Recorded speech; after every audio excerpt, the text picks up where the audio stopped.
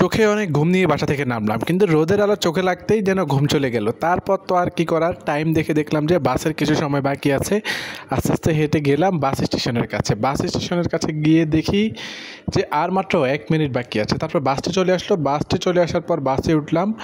বাসে ওঠার কিছুক্ষণ পরেই প্রকৃতি অনুভব করতে করতেই চলে আসলাম দোকানের কাছে। এসে নামলাম, নামার পর দোকানে এলাম। দোকানে এসে আবার সেই কাজ শুরু করলাম। কাজ করতে করতে যখন কাজ করার সময় শেষ হলো, তখন টাইম দেখে আবার দোকান থেকে বের হয়ে বাসের উদ্দেশ্যে রওনা দিলাম। এরই মধ্যে দেখি টিকিট কাটা নেই। গেলাম টিকিট স্টেশনে, গিয়ে কিছু টিকিট কাটলাম।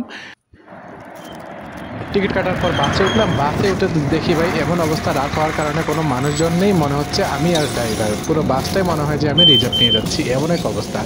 তারপর গেলাম, যাওয়ার পর তো আবার সেই দেখতে দেখতে চলে আসলাম আমার সেই বাসার কাছে। সেই বাসার কাছে আসলাম, এসে বাস থেকে নামলাম। নেমে তো গেলাম বাসায়। বাসায় গিয়ে আবার সেই প্রতিদিনের মতো রান্না করে খেয়ে তারপরে ঘুম। আবারও দেখা হবে কোনো এক নতুন ভিডিওতে। ততক্ষণ সবাই ভালো থাকবেন, সুস্থ থাকবেন। আল্লাহ হাফেজ।